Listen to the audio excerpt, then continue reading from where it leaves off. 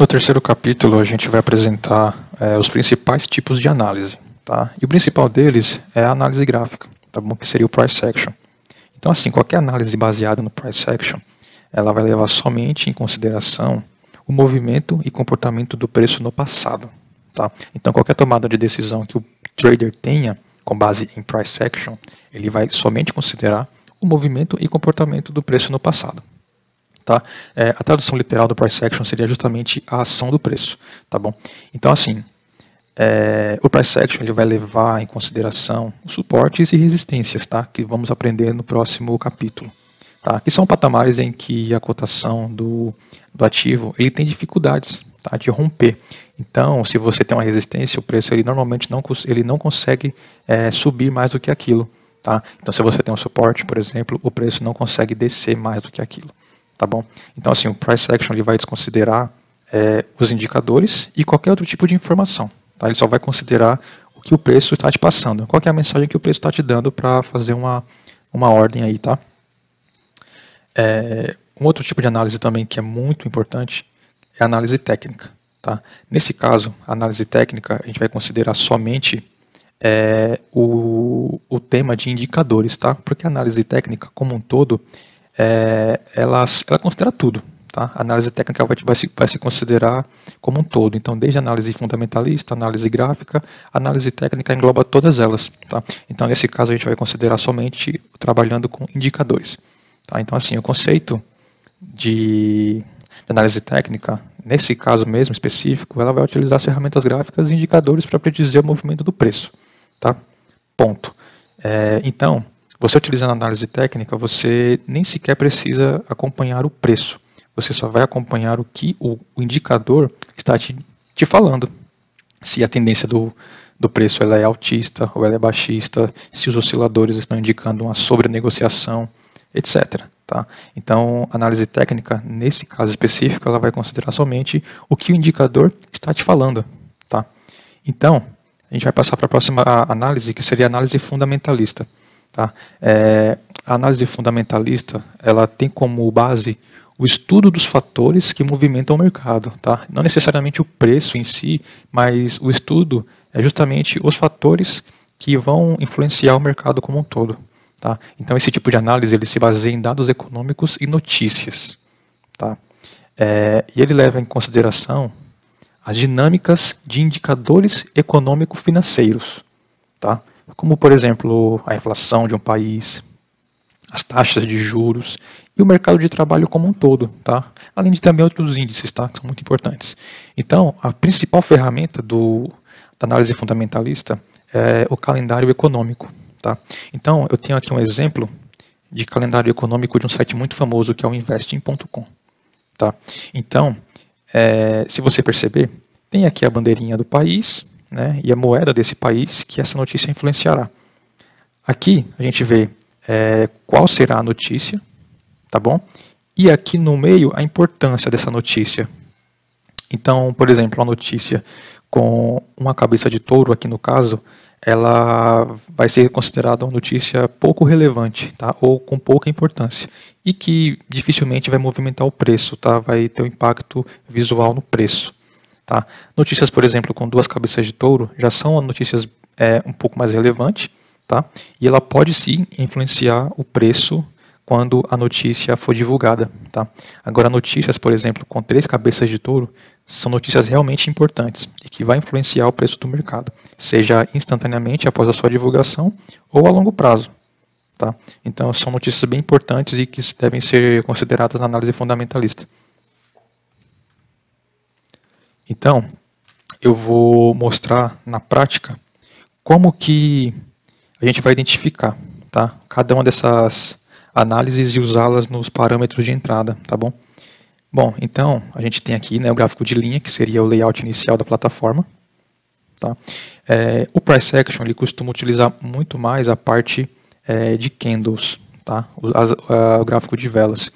Então, existem, por exemplo, padrões de velas que são levadas em consideração na análise do Price Action. Tá? Eu vou colocar o gráfico em 1 hora e a gente, como já aprendeu, o gráfico né, de candles, cada candle desse, cada vela representa um período que eu escolho. Então, se eu escolhi o gráfico de 1 hora, cada vela dessa vai me apresentar o que aconteceu com o preço durante 1 hora. Tá? Então, se você perceber aqui, para essa vela, ela começou às 5 da manhã, tá? O horário que a gente está trabalhando aqui, que seria o horário de Brasília. Então, 5 da manhã essa vela começou aqui, tá? E o comportamento dela foi justamente esse, onde ela teve uma máxima, teve uma mínima e fechou nesse patamar, tá? Então, das 5 até as 6 horas da manhã, essa vela teve esse comportamento, tá? E já aqui, a partir das 6 da manhã, essa vela teve outro comportamento, tá? Então, ela teve abertura aqui, teve uma pequena máxima e logo em seguida caiu bastante. Teve essa mínima e conseguiu fechar nesse patamar aqui. Tá? E às 7 horas a mesma coisa, então assim sucessivamente. Tá? Então o Price Action ele vai trabalhar somente considerando as análises com base no que o preço está te falando. Então, obviamente, a gente consegue identificar que esse preço tem uma tendência de baixa. Tá? A gente vai aprender um pouco mais sobre as tendências, suporte e resistência no próximo capítulo. Tá? Mas é basicamente isso, é só para ilustrar mesmo, que o preço está te mostrando que há uma tendência de baixa, então é muito provável que você vai trabalhar somente com entradas de put, tá? De put ou abaixo, tá bom? Bem simples mesmo, tá? Só para ilustrar como funciona a análise de price action, tá? A análise gráfica. Você analisa mesmo o gráfico e vai trabalhando com as análises em cima disso, tá bom? Então, eu vou mostrar como que funciona também a parte de análise técnica. Então, você tem aqui na corretora esse campo de indicadores. Tá? Então você tem aqui diversos indicadores, tá? Então, desde o campo de ímpeto, né, onde você tem vários indicadores que vai te indicar qual que é o ímpeto do preço, né? Então, indicadores de tendência também que vão te indicar qual que é a tendência do preço, tá? Então são vários indicadores. A parte de volatilidade, né, que vai te mostrar qual que é a sazonalidade que o preço está tendo no período. A parte de médias móveis, né, que serve principalmente para te mostrar qual que é a tendência do preço. O volume, né, das negociações também são muito importantes. E aqui também tem outros tipos de indicadores, tá?